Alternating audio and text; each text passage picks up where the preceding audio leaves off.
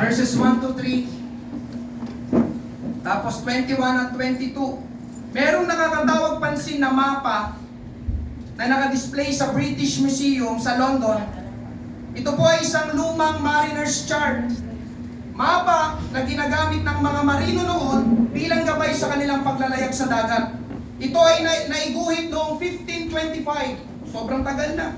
1525. At ang nakaguhit sa mapa ay yung coastline ng North America at yung mga nakapaligid na karagatan. Yung cartographer ang tawag sa gumagawa pala ng mapa.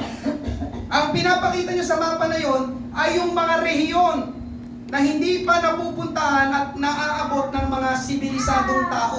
Amen? Yung kabilang rehiyon, kabilang isla, kabilang lugar. Amen? So alam nila, sa lugar na yon ay may mga tao. Alam nila, sa lugar na yon ay may kayamanan. Alam nila, sa lugar na yon ay may mapapakinabangan sila. Kaya lang, ang problema mga kapatid, doon sa mapa ay merong mga kakaibang nilalang na iginuhit. Ito yung picture na yon, yung Old Mariner's Chart. Yan. Amen? Kung makikita ninyo, amen, sa banda dito ay parang may mga sirena. Amen? Hindi ko alam kung ano to, parang may mga dragon. Amen? At iba pa. Amen? Doon daw sa kabilang panig, sa kabilang rehiyon. Amen? Kasi ito yung mga unang panahon. Siyempre, hindi pa lahat ay natutuklasan ang buong mundo.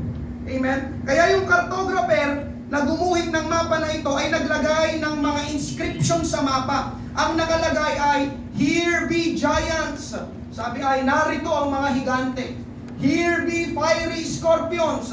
Narito ang mga nag-aapoy na alakdan. "Here be dragons." Narito ang mga dragon. Yun ang paniniwala ng cartographer na meron doon sa kabilang banda na yon na hindi pa natin napupuntahan, hindi pa natin naaabot. Amen? Meron doon mga kakaibang nilalang. At dahil yun ang nakadrawing sa mapa, at yun ang paniniwala nila, wala tuloy sumubok na puntahan ang lugar na yon at hindi sila nakalampas sa kanilang border. Ako, may mga dragon, may mga higante pala doon sa kabilang banda. Amen? Pero, makalipas ang maraming taon, noong 1800s, amen, ilang taon nang lumipas, yung mapa na ito ay napunta sa mga kamay ni Mr. John Franklin. Isa rin siyang British explorer noon. Amen? Nang mapunta sa kanya yung mapa at makita yung mga nakadrawing sa mapa at mabasa yung mga nakasulat sa mapa, yung mga inscriptions, ang ginawa ni John Franklin, binura niya yung mga nakasulat. Binura niya yung "Here be giants", binura niya yung "Here be fiery scorpions", binura niya yung "Here be dragons". Amen? At pinalitan niya ng "Here be God". Sabi niya, no, ang narito o ang naroon ay ang Diyos. Sabi niya, pinalitan niya, no, "Here be dragons", "Here be giants", "Here be fiery scorpions". Ang nilagay niya ay "Here be God". Amen? Ang narito o ang naroon ay ang Diyos. Ngayong umaga mga kapatid ay bagong taon. At marahil ay iniisip mo kung ano kaya ang mangyayari itong 2026. Amen? Sa ating babasahin tagpo sa Bible, sundan niyo lang ako mga kapatid. Ito ay ang mga Israelita. Sisimulan na nilang pasukin ang lupang pangako. Amen? Ang mga Israelita ay papasok sa bagong yugto ng kanilang buhay. I-relate natin yon sa ating buhay sa pagpasok ng bagong taon. Basahin natin ang ating main text, Numbers 13, 1 to 3, 21 at 22. Tanong tayo ng 21 at 22. Sinabi ng Panginoon kay Moises, "Magpadala ka ng mga tao bilang espiya sa Kanaan, ang lupain na ibibigay ko sa inyong mga Israelita o ang lupang pangako. Ang mga tao na iyong ipapadala ay ang mga pinuno ng bawat lahi ng Israel." Verse 3, kaya sinunod ni Moises ang iniutos sa kanya ng Panginoon. Ipinadala niya sa Kanaan ang mga pinuno ng mga Israelita mula roon sa disyerto ng Paran. Verse 21, kaya naglakad sila at tinanaw nilang lupain mula sa ilang ng Zin hanggang sa Rehob, malapit sa Lebo Hamat. Nag-umpisa sila sa Negev hanggang sa nakarating sila sa Hebron, kung saan nakatira sina Ahiman, Sesai at Talmai na mga lahi ni Anak. Itinayo ang Hebron 7 taon bago itinayo ang Zoan sa Ehipto. Pagpalain ng pagbasa ng kanyang salita. Tayo po muna ay sandaling manalangin. Amen, Panginoon. Marami pong salamat sa umagang ito, sa unang linggo ng taon na ito, Panginoon. Hallelujah, Panginoon. Pangunahan mo ang iyong gawain, ang pangangaral ng iyong salita. Ako, Panginoon, ay walang kakayanan. Malibang ako yung pahiran, Panginoon Diyos. Samahan, Panginoon. Hallelujah. Ang bawat salita, Panginoon, na aking sasabihin, Panginoon, Lord, ay magkalasang asin, Panginoon Diyos. Mga salita ng katotohanan, salita ng kapangyarihan na kinasihan mo ng banal na Espiritu. Panginoon, tulungan mo kami, O Diyos, hallelujah, sa bagong taon na ito na aming kakaharapin. Marami pong salamat. Ito pong aming panalangin sa pangalan ni Jesus. Ang lahat ay magsabi ng Amen! Palakpakan natin ang ating Panginoon. Praise God. Mangangaral po ako ngayong umaga, Facing the New Year. Facing the New Year. Amen. Wala. Amen. Kalimutan ni Rolin. Si Rolin ay pinapagawa ko na ng slide. Sorry, idadagdag na lang namin mamaya. Facing the New Year. Pagharap sa bagong taon. Amen? Una mga kapatid, pag-usapan natin ay New Year's Challenges. Amen? Ang mga hamon ngayong bagong taon. Alam nyo mga kapatid, hindi ko eksaktong alam kung ano ang ihahatid o ibibigay sa atin ng taong ito. Hindi ko eksaktong alam kung ano ang mga talagang mangyayari sa taong ito. Katulad sa ating kwento, papasukin na ng mga Israelita ang lupang pangako, pero bago nila gawin yon, ay nagpadala muna sila ng mga espiya. 12 espiya. Numbers 13:2. Magpadala ka ng mga tao bilang espiya sa Kanaan. Ang lupain na ibibigay ko sa inyong mga Israelita, ang mga tao na yung ipapadala ay ang mga pinuno ng bawat lahi ng Israel. Bakit sila magpapadala ng mga espiya? Amen? Ang sagot mga kapatid ay para tignan, para manmanan, para suriin kung anong meron sa lugar na yon. Dahil hindi rin nila alam kung anong meron sa lugar na yon. Parang itong 2026 mga kapatid, meron ba sa inyo ang eksaktong nakakaalam kung ano ang talagang mangyayari, eksaktong mangyayari itong taon na ito ng 2026? Meron ba sa inyo ang nakatukoy, amen, hallelujah, na noong 2020 ay magkakaroon pala ng pandemic? Wala. Wala sa atin ang nakaisip, wala sa atin ang nakakaalam. Amen? At pagpunta ng mga espiya sa Kanaan, mga kapatid, sa lupang pangako, may mga nakita silang nakatira sa lugar na yon. Numbers 13:21-22. Kaya naglakad sila at tinanaw nila ang lupain mula sa ilang ng Zina hanggang sa Rehob, malapit sa Lebo Hamat. Nag-umpisa sila sa Negev hanggang sa nakarating sila sa Hebron, kung saan nakatira sina Ahiman, Sesay at Talmay na mga lahi ni Anak. Itinayo ang Hebron 7 taon bago itinayo ang Zoan sa Ehipto. So mga kapatid, itong nakatirang mga tao, pagpunta nila doon sa lupang pangako, ay, may mga nakatira pala dito. May mga naninirahan pala dito. At itong mga nakatirang mga tao sa lupang pangako ay hindi nila kalahi. Hindi nila kaano-ano, hindi nila kamag-anak. So, ibig sabihin mga kapatid, itong mga lahing ito na kanilang nakita sa lupang pangako ay mga kalaban nila. At hindi nila kakampi. Sa madaling sabi mga kapatid, bago nila masakop at maangkin ang lupang pangako, may mga hamon sila na kakaharapin. Mga kapatid, pakinggan mo ito. Hindi ko eksaktong alam kung anong nilalaman at mangyayari sa 2026. Pero isang bagay ang sigurado ako ngayong taon. Ano yung pastor? Haharap ulit tayo sa mga hamon ng buhay. Amen.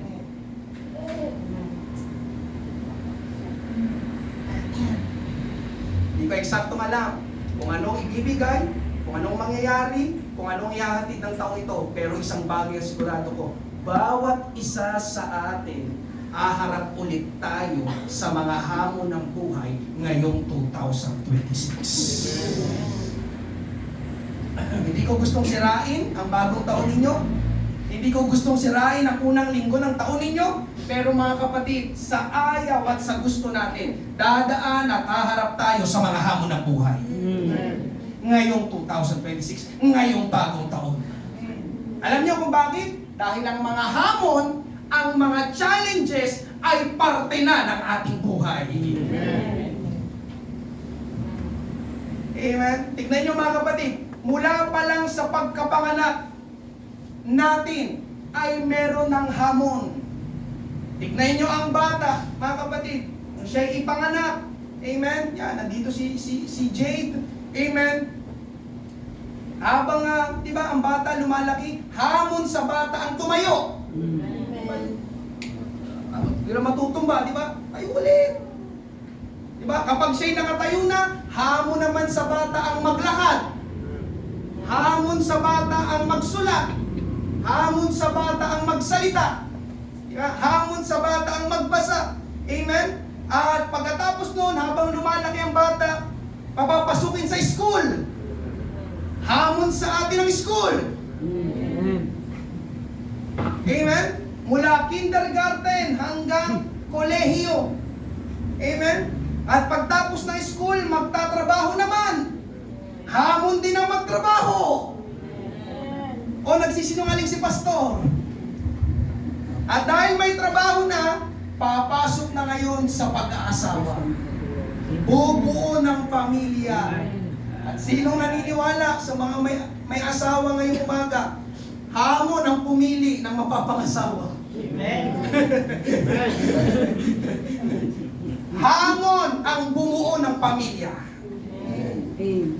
Amen. Kaya sinasabi ko lagi sa mga kabataan na narito, lalo na sa ating mga kababaihan, amen, ang puso ay narito, ang isip ay narito. Mas mataas ang isip kaysa puso. Kaya gamitin ito bago ito. Amen?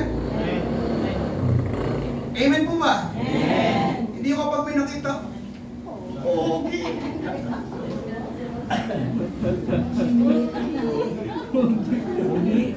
Pogi.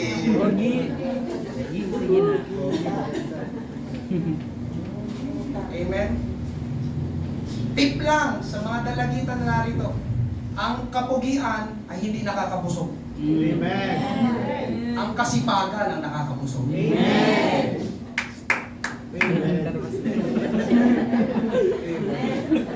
Amen? Kaya kahit kung Sunday, kahit dark lang, wag nang tol, wag na kansa. Basta masipag. Amen? Kasi mga kapatid, seryoso ito. Seryosong bagay ang pumasok sa pag-aasawa. No turning back. Amen. Kaya ito, bago ito. Amen po ba? Amen. Ano ba? At dahil may pamilya na, nandyan ang mga gastusin at bayarin. Sinong naniniwala na hamon ang mga gastusin at bayarin? Amen. Kung nakarang December, marami sa inyo ata naglabas ng maraming pera.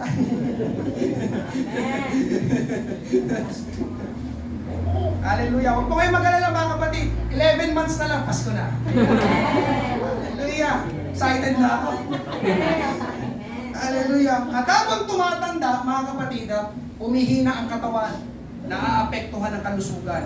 Amen. Alam niyo mga kapatid, hamon din ang magkaroon o mapanatili yung magandang kalusugan habang tumatanda. Ano ba yung dapat nakainin? Amen. Ano ba yung pwede na lang sa akin? Amen.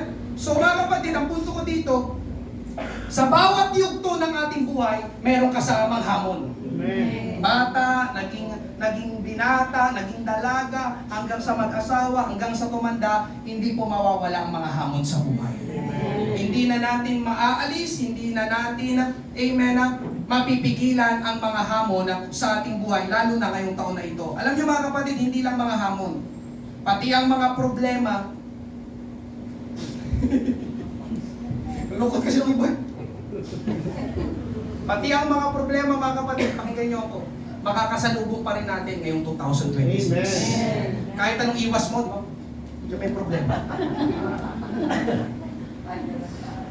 Makakasalubong ang problema ngayong 2026. Amen? Alam nyo, mga kapatid, ang taon lang ang nagbago. Ang numero lang ang nagbago. Yung 5 sa dulo ay naging 6, kaya naging 2026. Pero ang mga hamon at problema ay nandito pa rin sa 2026. Yung mga hamon na nakaharap natin noong 2025 ay pwede ulit nating makaharap ngayong 2026. Yung mga problema na dinaanan natin noong 2025 ay pwede ulit nating makaharap ngayong 2026. Amen? Hallelujah. Ngayong umaga mga kapatid, pwede ba akong magpakatotoo sa inyo? Pwede ba? Pwede. Salamat. Amen? Hallelujah. Nagbatian tayo ng Happy New Year nung nakaraan. Amen? Yung pagsalubong ng alas 12 ng ating gabi nung January 1. Amen? Nagbatian tayo ng Happy New Year. Pero mga kapatid, sabi nyo, piniyagan nyo ako. Gusto ko lang magpakatotoo sa inyo ngayong umaga. Pakinggan nyo ito. Yes, nagbatian tayo ng Happy New Year nung nakaraang January 1. Pero gusto kong malaman mo, amen, na hindi lahat ng araw ngayong 2026 ay magiging happy.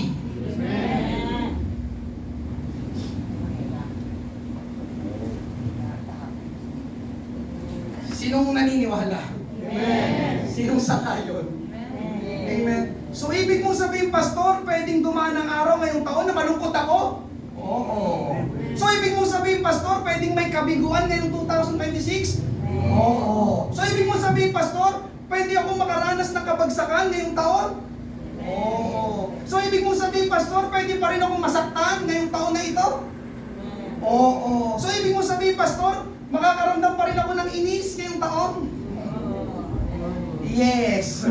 So ibig mong sabihin, Pastor, pwede pa rin akong mahirapan ngayong taon? Oo. Amen po ba? Amen. Bakit ko sinasabi ito sa inyo ngayong umaga? Dahil yun ang buhay. That's life. Ang buhay, listen, ang buhay ay punong-puno ng mga hamon at mga pagsubok.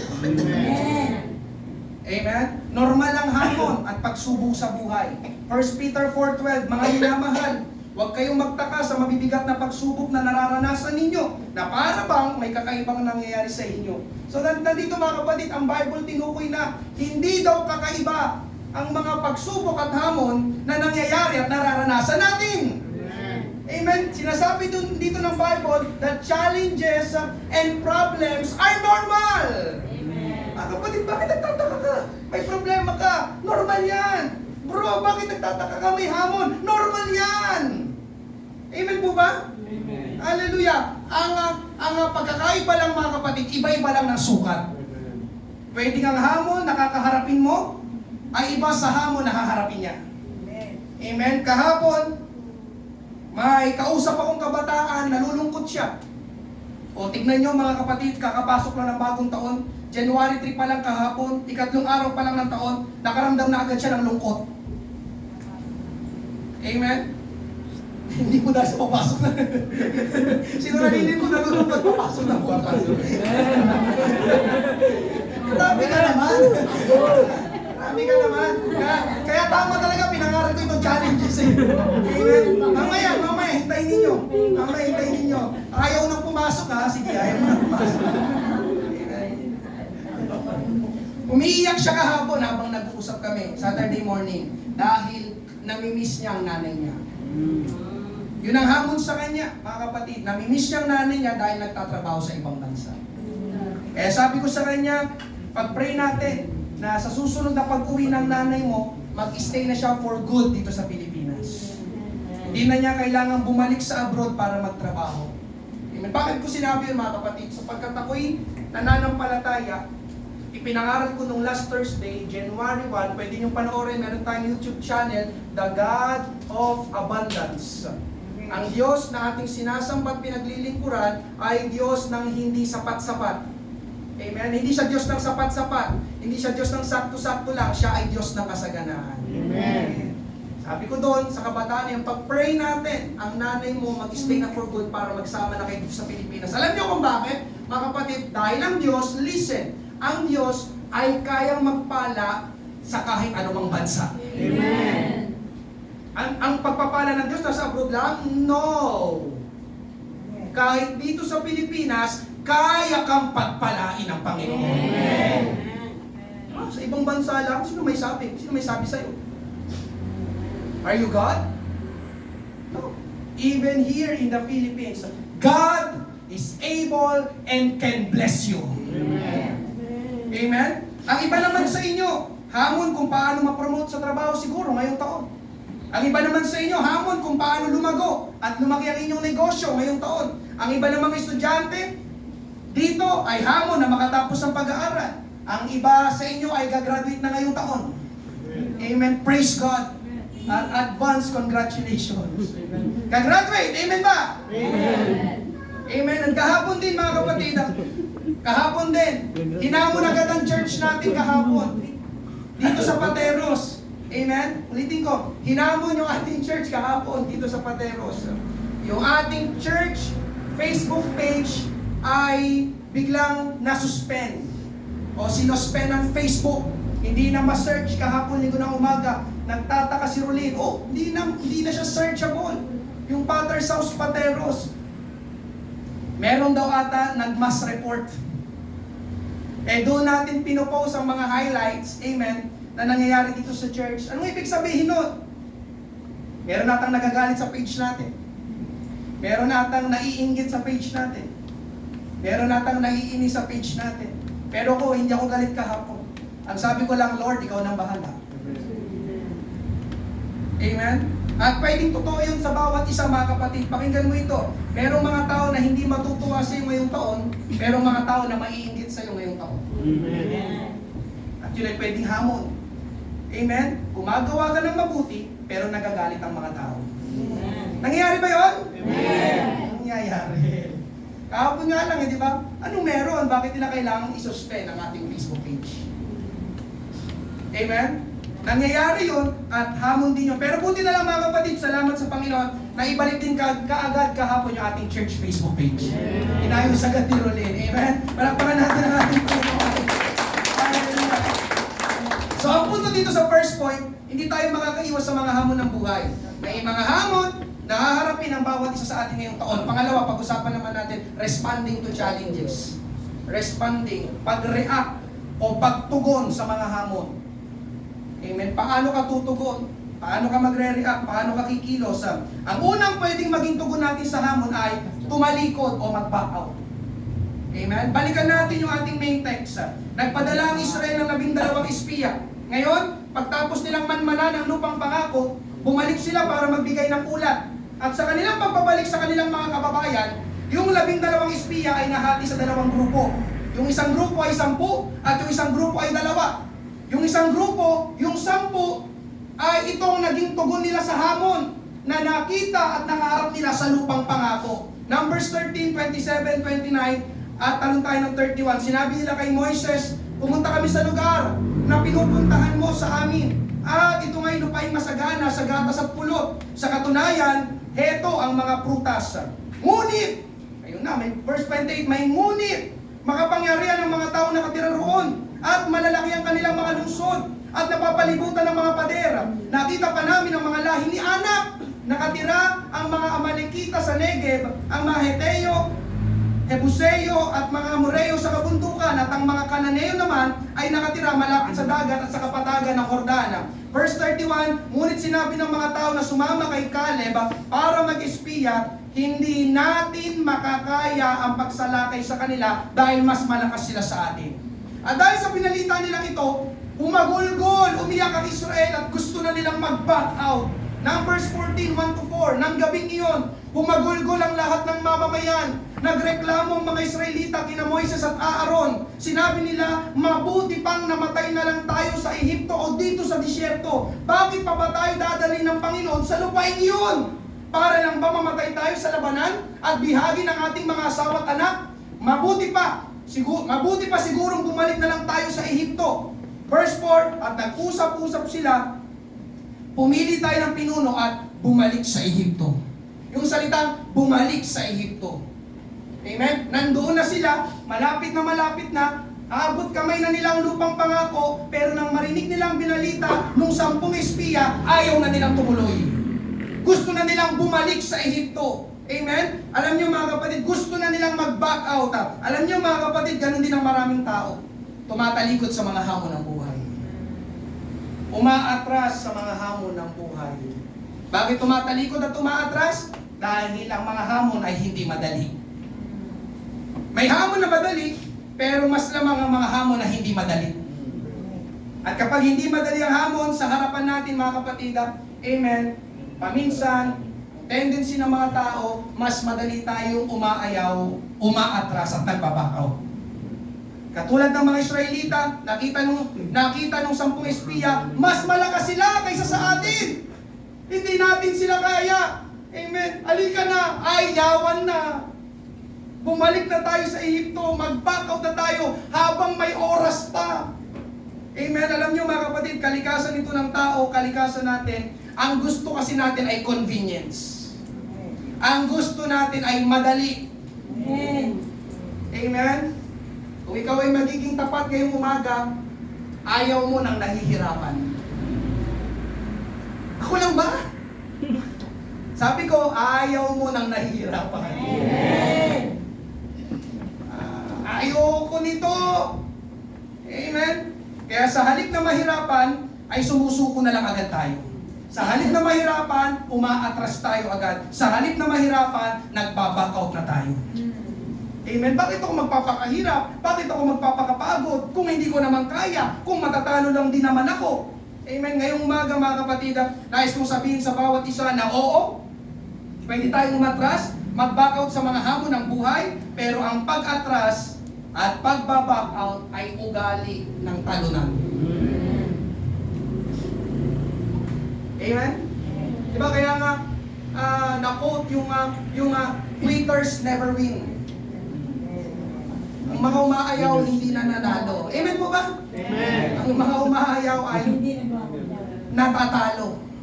Amen po ba? At ang totoo mga kapatid, amen, kung ayaw mong mahirapan ay sorry dahil wala naman atang hindi mahirap. Amen. Kahit kayong walang ginagawa, ang hirap kaya. Amen ba? Sino po kamo na ba yung walang ginagawa? Ano ba naman ito? Walang magawa. Ang hirap naman. Amen? So mga kapatid, yung bakit ako magpapakahirap, bakit ako magpapakapagod, kung hindi ko naman kaya, kung matatalo lang din ako, tingnan nyo mga kapatid, ang iniisip agad ay pagkatalo, kaya nagiging talunan nga. Bakit ko pa itutuloy? Bakit ko pa susubukan? Amen, bakit ko pa haharapin? Amen, matatalo lang din naman, kaya ang mindset mo, talo. Kaya ang resulta, katalunan. Amen? So kung hindi pag-atras o pagbaback out ang tamang response, ano ang tamang response? Amen? Ang tamang response sa mga hamon mga kapatid ay dalawa. Amen? Dito rin natin kukunin. Una, separate yourself from negative people. Separate yourself from negative people. Ihiwalay natin ang sarili natin sa mga taong negatibo.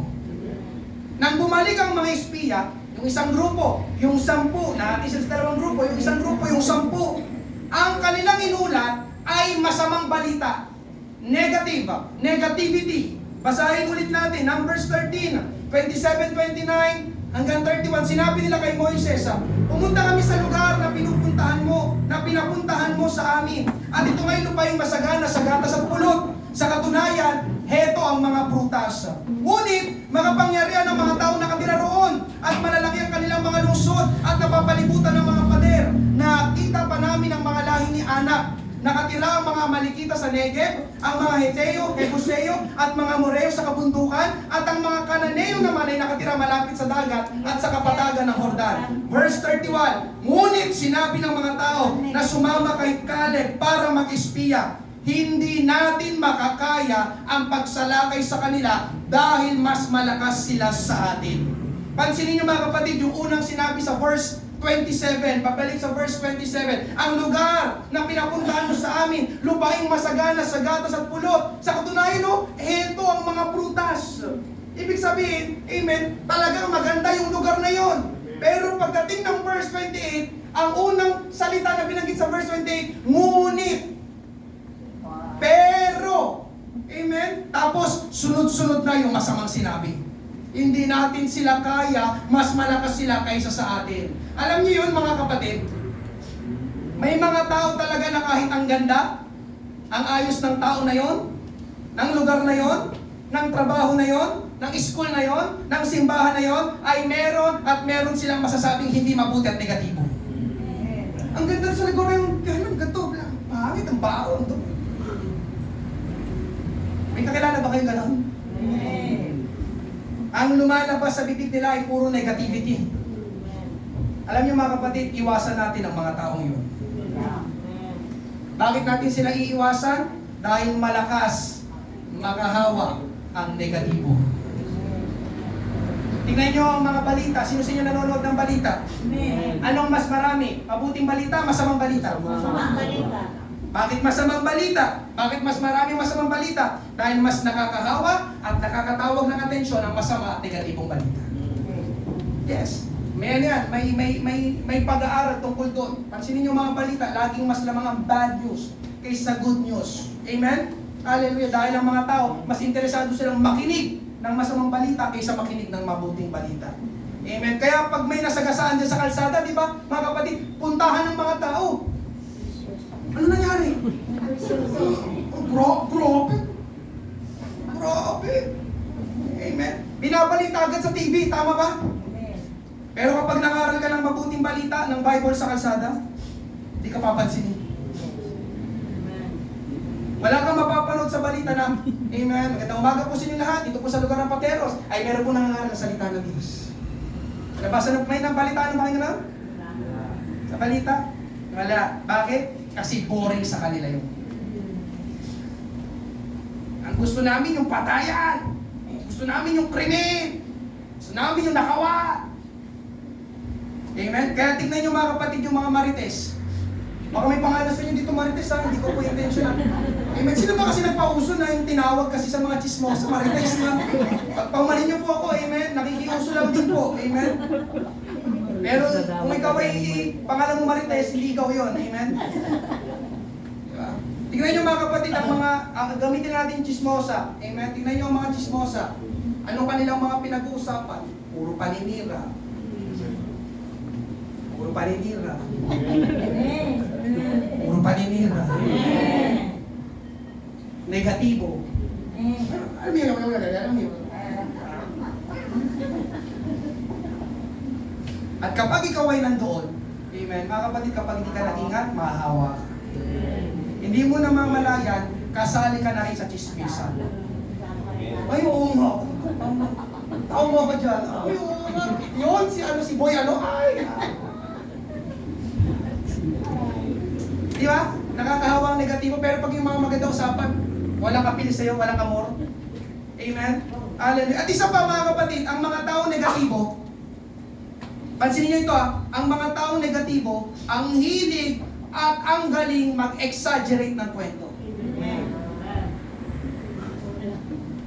Yung bulati doon sa kanto, pagdating sa dulo, anaconda na. Di ba?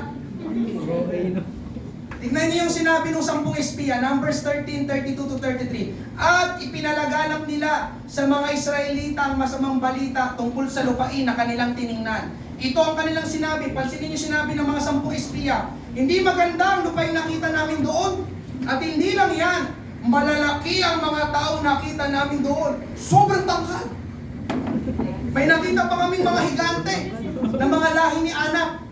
Pakiramdam namin, mga tipaklong lang kami kumpara sa kanila. At ganyan din ang kanilang tingin sa amin.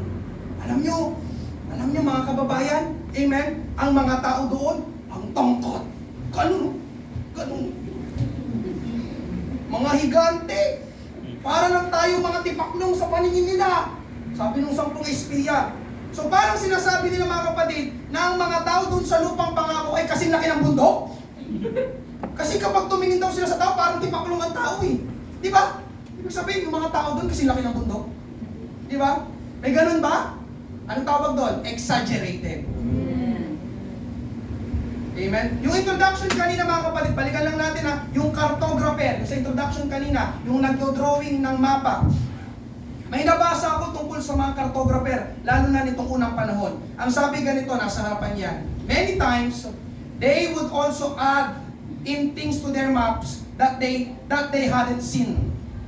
Areas, both land and sea, that had not yet been explored were drawn in as well. Maraming beses, nagdadagdag din sila ng mga bagay sa kanilang mga mapa na hindi nila nakita.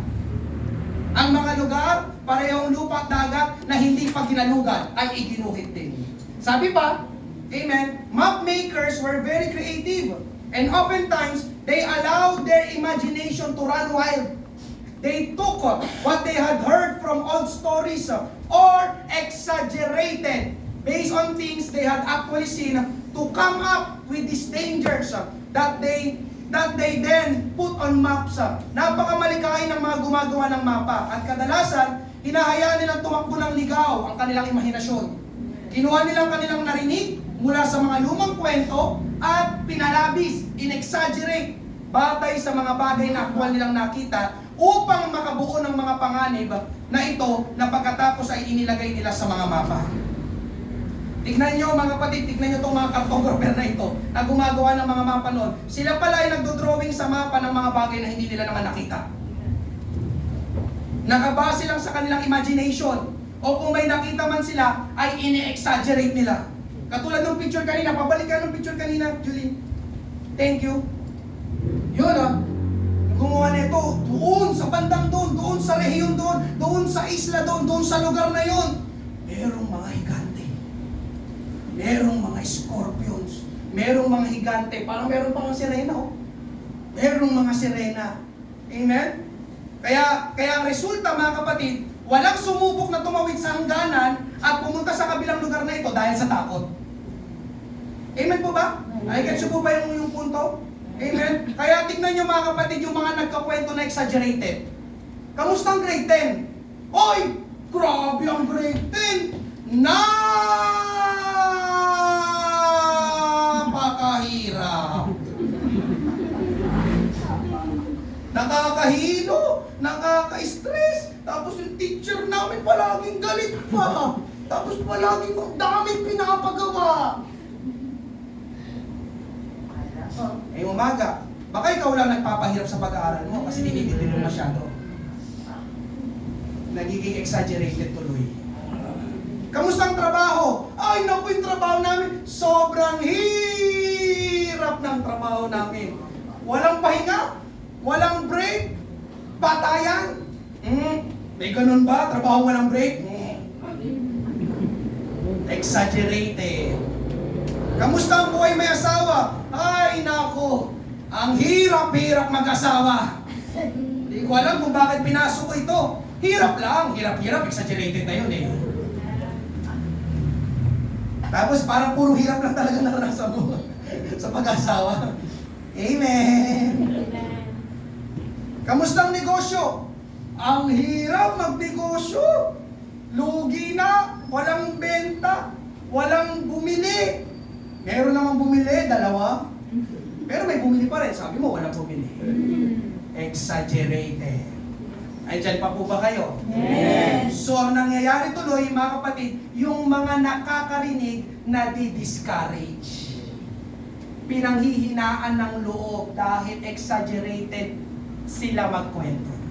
Yung mga taong negatibo. Amen? Ayoko na mag-aral, ayoko na magtrabaho, ayoko na mag-asawa, ayoko na mag-negosyo. Ang hirap pala! Diyan pa po ba kayo? Amen. Naalala ko tuloy yung pamangkin kong lalaki. Amen. Sa pinsan. Pamangkin kong lalaki sa pinsan sa Mandaluyong. Amen. Ang tagal bago nagpatuli. Paano ba naman kasi binibiro ng mga nakakatanda dun sa amin? Ay naku, sobrang sakit nun. Yung injection, ganyong kataba. Kaya tuloy yung pamangkin ko, yung bata, natakot. Amen. Ayaw magpatuli. Amen. Hindi ko lang po sure eh.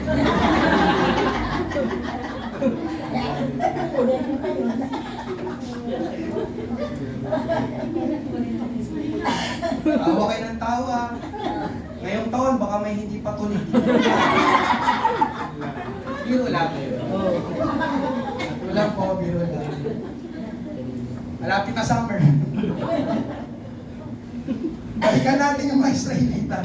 Nung marinig nila yung masama at negatibong balita, yun ang pinakinggan at pinaniwalaan nila.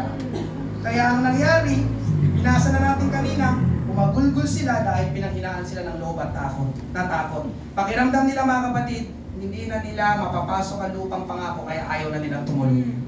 Kaya ang tamang gawin ay ano? Iwasan natin ang mga negatibong tao. Separate yourself from negative people. Bakit? Dahil wala tayong mabuting mapapala sa mga taong laging negatibo ang iniisip at sinasabi. Negatibo nga eh. Amen? Kapag pinalibutan natin ang sarili natin ng mga taong negatibo, una, magiging negatibo na rin tayo katulad nila. Ikalawa, panghihinaan lang tayo ng loob at takot. Ikatlo, hindi natin magagawang harapin ang mga hamon ng buhay. Ay, ganun, naku, di kaya, hirap. So, sa madaling sabi mga kapatid, hindi talaga sila nakakatulong sa atin. So, anong tamang gawin? Ito naman yung ikalawang tamang response. Surround yourself with people who are willing to accept challenges. Surround, paligiran, palibutan mo yung sarili ng mga taong handang tumanggap at tumarap ng hamon. Palibutan mo yung sarili.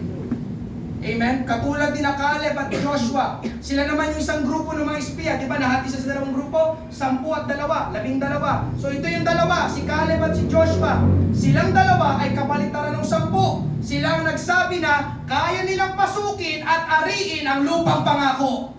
Numbers 13:30, pinakalma ni Caleb ang mga tao sa harapan ni Moises. At sinabi niya, Huwag kayong panghinaan ng loob. Lalakad tayo at sasakupin natin ang lupain dahil nasisiguro kong maaagaw natin ito. Alam niyo mga kapatid, ang mga katulad nila ang dapat nating samahan. Amen? Dahil sila ang mga handang tumanggap at humarap sa mga hamon ng buhay. Alam niyo kung bakit mga kapatid? Dahil ang pagtanggap at pagharap sa hamon ay merong resultang pakinabang sa atin. Una, mga kapatid, bakit mabuti ang tumanggap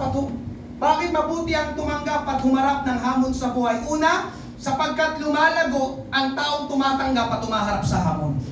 O humaharap ng hamon. Bakit ka tumungtong ng grade 2? Kasi tinanggap at hinarap mo ang hamon ng grade 1. Bakit ka gagraduate ng grade 10? Kasi tinanggap at hinarap mo ang hamon ng grade 7 hanggang grade 10. Bakit ka nagkatrabaho? Kasi tinanggap mo ang hamon ng interview sa trabaho. Bakit lumago ang inyong negosyo? Kasi tinanggap mo ang hamon ng pagnenegosyo. Bakit ka nakakapangaral ngayon sa harapan ng mga tao? Dahil tinanggap mo ang hamon na magsalita o mangaral sa harapan ng mga tao. Amen. Challenge. Man, at the back, challenge. Hamon, tumanggap ng hamon. Bakit ka nakakatugtugay ng gitara at drums? Dahil tinanggap mo ang hamon na magpaturo at mag-aral ng gitara at drums.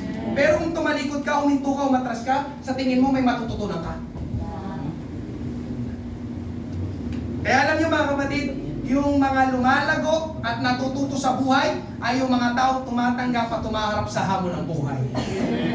Natuto ka magbasa, natuto ka magsulat, natuto ka magsalita, natuto ka makipag-usap, natuto ka mag-compute, natuto kang kumilos. Kumilos. Ito mga kapatid,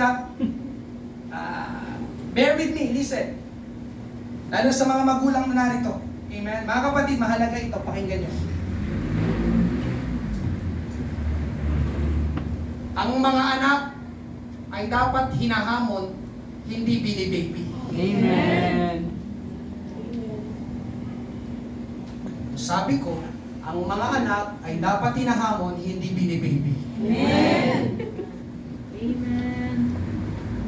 Kaya ako'y natutuwa, amen, sa mga magulang na tinuturuan at hinahamon ang kanilang anak, lalo na pagdating sa mga gawaing bahay. Amen. Sa mga magulang, good job. Great job. Amen? Sila ay natututong maglinis, maglikpit ng higaan, maghugas ng pinagkainan, magwalis ng kalat, maglaba at magtupi ng mga damit. Tahimik ka ata. Wag na amen. Ouch na lang. Out. Parents, mga magulang, I am saying this. Hindi nyo po ako kalaban. Sinasabi ko ito para tulungan ka. Yung, amen? Wag yung 15 years old na anak mo yung ang sagwa tignan. Amen? Kaysa doon sa mga hindi nagtuturo, hindi naghahamon at binibaby ang mga anak. Maniwala kayo sa akin, mga magulang, maniwala kayo sa akin. Hindi kayo nakakatulong sa inyong mga anak kapag binibaby nyo sila. I will say it again. Hindi kayo nakakatulong sa inyong mga anak kapag binibaby nyo sila. Si Ruth, amen? Hinayaan ko, bumibili sa tindahan doon. Sinisilip ko lang. Malabas. Adi, bili ako doon. Sige. Pinapalabas ko dyan. Eh, di ba daanan ng jeep yan? Sisilipin ko lang. Pero hinayaan ko siya bumili sa tindahan dito. Ibig sabihin, nakli. May jeep.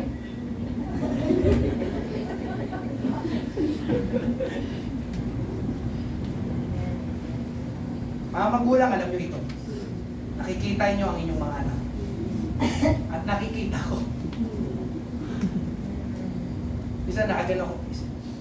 Isa gumagano ako. Amen?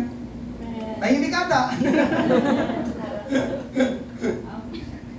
Mga kapatid, pakinggan nyo ito, mga magulang. Ulitin ko, kamangkin nyo ako.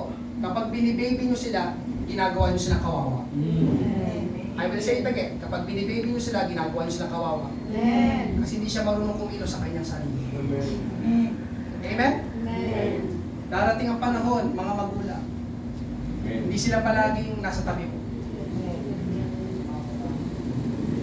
Amen? Bakit sila nagiging kawawa? Kawawa sila dahil wala silang alam. Kawawa sila dahil hindi sila marunong kahit sa mga simpleng bagay. Ang anak mo ba marunong na mag-commute? Amen.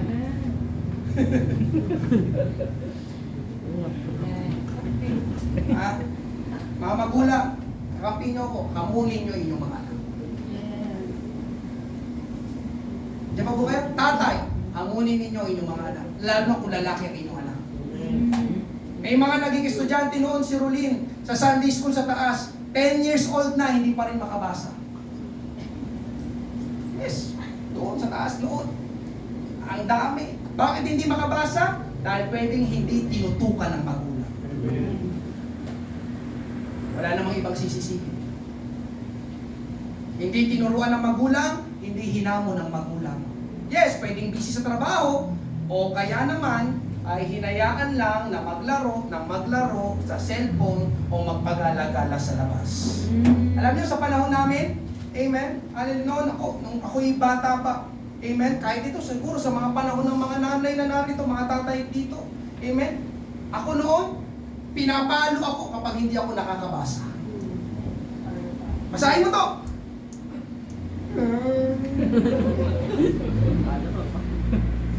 Walang lalabas pag hindi mo nabasa yan.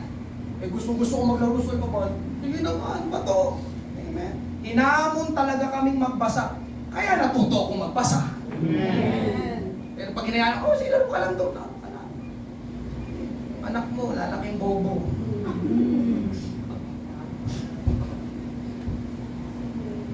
Ano basa dito? Mountain yan.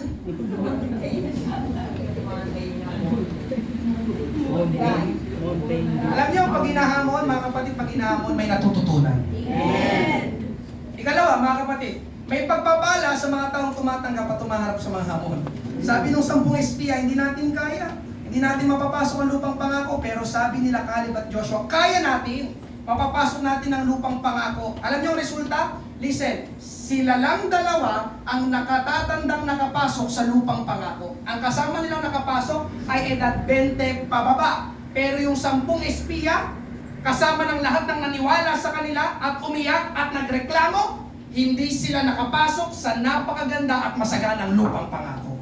Sa natin makikita yun, Numbers 14, 20-30. Kaya sabihin mo ito sa kanila, ako, ang Panginoong buhay, ay sumusumpa na gagawin ko sa inyo ang inyong hinihiling. Mamamatay kayo rito sa disyerto dahil nagreklamo kayo sa akin. Walang kahit isa sa inyo na may edad na 20 taong gulang pataas ang makakapasok sa lupain ipinangako ko na ibibigay sa inyo na inyong titirhan. Maliban lang kay Caleb na anak ni Jephunneh at kay Josue na anak ni Nun.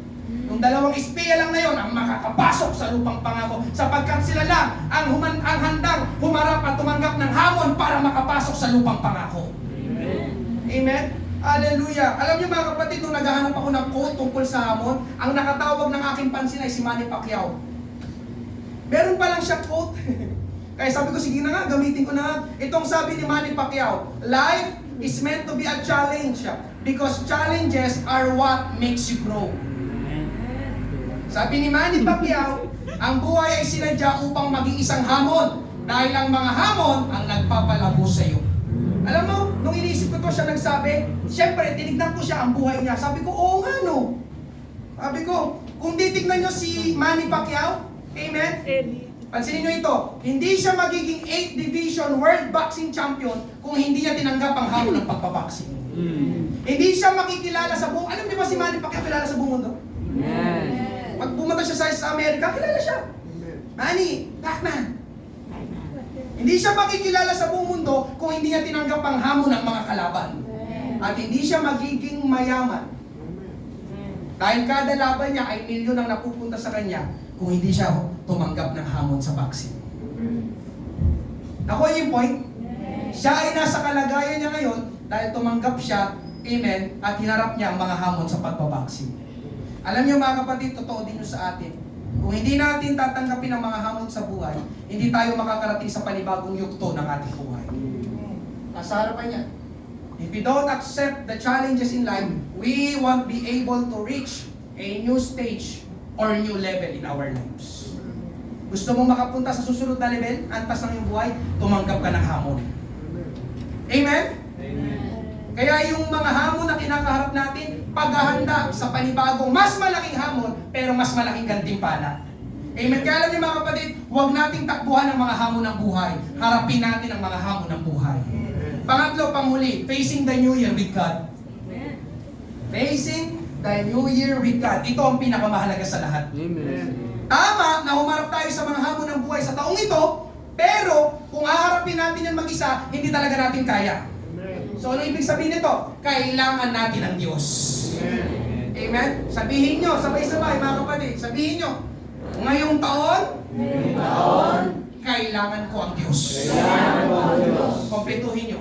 Ngayong taon, kailangan ko ang Diyos. Palakpakan natin ang Panginoon. Mga kapatid, yun ang totoo. Kahit anong taon, palagi natin kailangan ng Diyos. Alam nyo, yun ang sikreto ni Caleb at Joshua. Kung bakit nagawa nilang sumalungat sa mga kasama nila at silang tumanggap ng hamon sa pagpasok sa lupang pangako. Amen? Dahil papasukin nila ang lupang pangako, hindi dahil sa lakas nila, hindi dahil sa talino nila, hindi dahil sa galing nila, o hindi dahil sa kakayanan nila. Malakas ang loob nilang harapin at pasukin ang lupang pangako dahil alam nila, kasama nila ang kanilang Diyos na buhay. Numbers 14:9, huwag lang kayong magre-rebelde sa Panginoon at huwag kayong matatakot sa mga tao doon dahil madali natin silang matatalo. Wala nang magtatanggol sa kanila, ngunit kasama natin ang Panginoon. Kaya huwag kayong matakot sa kanila. Mga kapatid, ngayong umaga, kapag kasama natin ang Panginoon, hindi pala tayo dapat matakot. Dahil una sa lahat, tapat ang Diyos. Ang papasukin nila ay lupang pangako. Tinawag na lupang pangako dahil yun ang pinangako na lugar ng Diyos na magiging tirahan nila. Exodus 6:4, gumawa ako ng kasunduan sa kanila at nangako akong ibibigay sa kanila ang Kanaan, ang lupaing tirahan nila noon bilang mga dayuhan. Exodus 23:23, pangungunahan kayo ng aking anghel at dadaling kayo sa lupain ng mga Moreo, Heteo, Perizeo, Cananeo, Hebeo at Jebuseo at lilipulin ko sila. So in the first place mga kapatid, ang Diyos ang nangako sa kanila na ibibigay sa kanila ang lupang pangako. Ang Diyos nang nangako, pangako ko yan sa inyo, ibibigay ko sa inyo ang lupang pangako. At ilang beses sinabi sa Bible na kapag ang Diyos nangako, siguradong mangyayari. Na kapag ang Diyos nangako, siguradong gagawin niya. Amen. Kaya bakit sila natakot mga kapatid, itong mga Israelita na ito? Alam nyo, amen, kung bakit sila natakot, ibig sabihin, hindi sila nagtitiwala sa kanilang Diyos.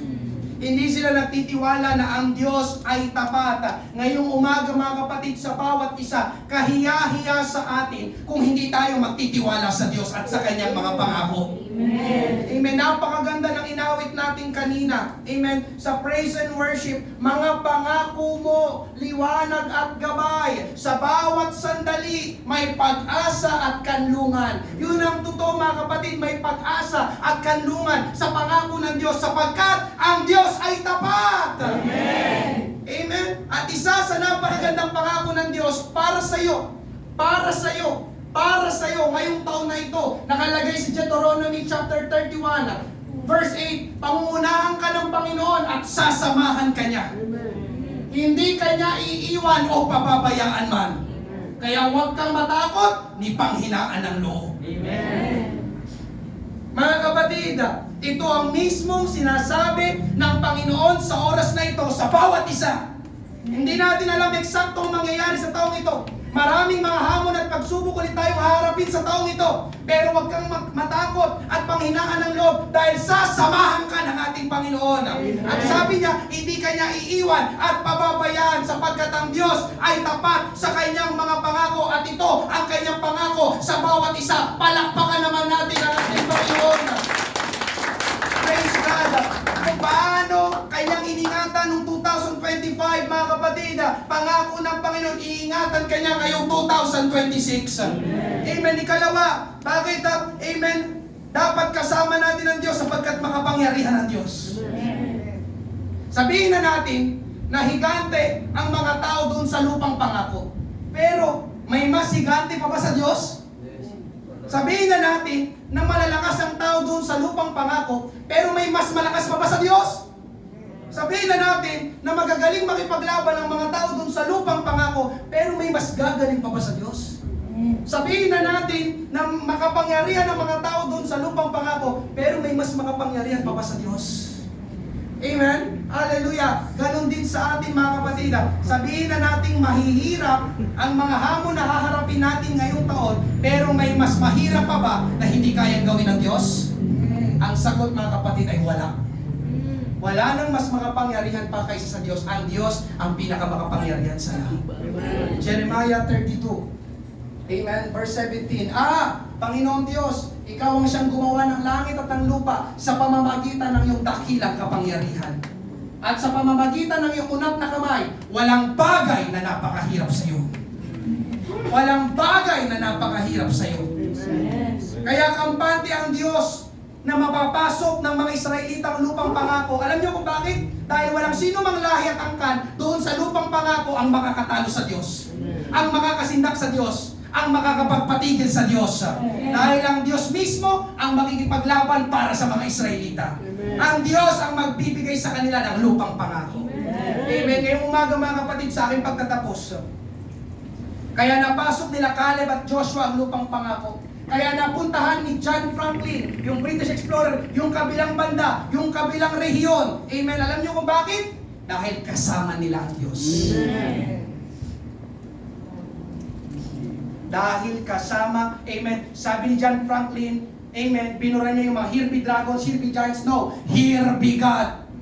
Ang narito, ang naroon ay ang Diyos. Nauna na ang Diyos sa lugar na yon. Kaya ngayong taon ng 2026, nauna na ang Diyos sa ating ngayong 2026.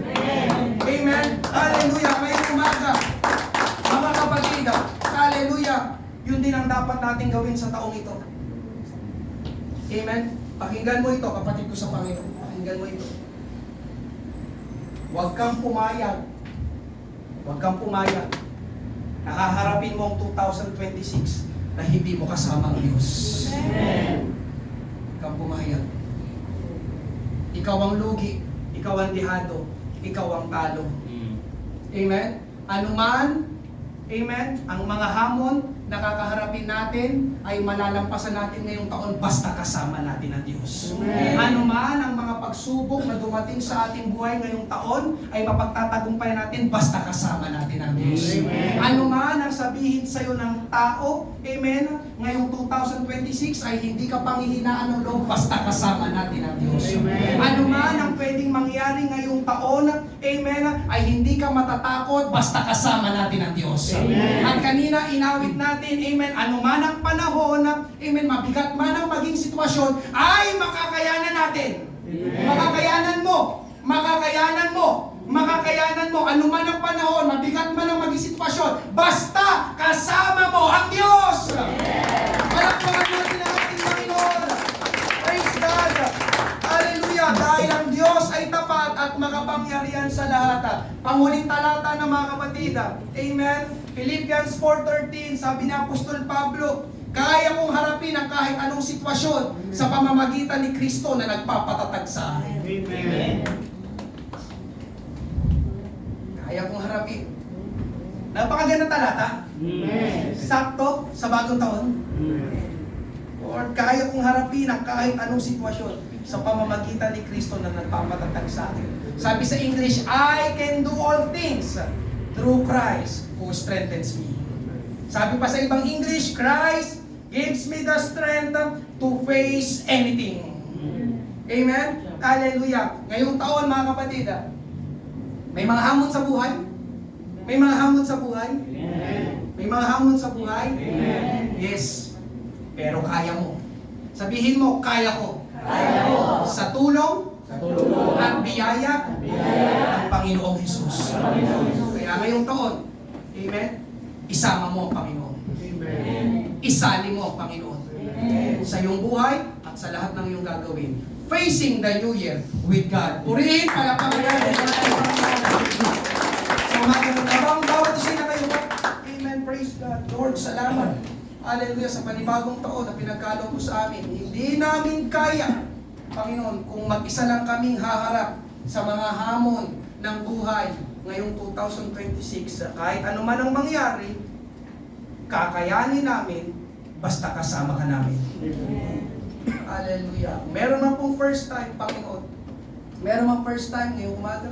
Hallelujah. May aming inaaniyahan. Kailangan mo si Jesus, si Jesus, tanggapin bilang Panginoon, tagapagligtas ng iyong buhay. Praise God. Hallelujah. Kung wala po, amen. Salamat sa ating Panginoon. Tayo ngayon ay mga magkakapatid sa ating Panginoon. Bubuksan natin ang ating altar. Amen. Ito ang magandang oras. Amen. Hingin mo tulong ng Panginoon. Panginoon, kailangan kita, samahan mo ko. Kailangan kita, Panginoon. Kailangan kong harapin ang bagong taon na ito, nakasama ko. Amen. Facing the new year with God. Yun ang pinakamahalaga sa lahat. Praise God. Hallelujah. Habang inawit natin, ang inawit kanina. Praise God. Thank you, Lord. Hallelujah. Let's pray. Lord, we need you.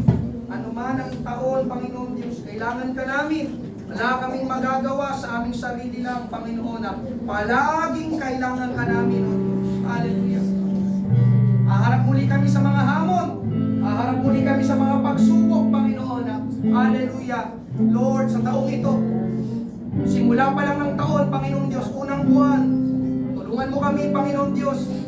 May 11 buwan ulit kami nakakaharapin. Di namin alam eksaktong mangyayari, Panginoon. Di namin alam ang hatid, Panginoon Diyos, ng taong ito.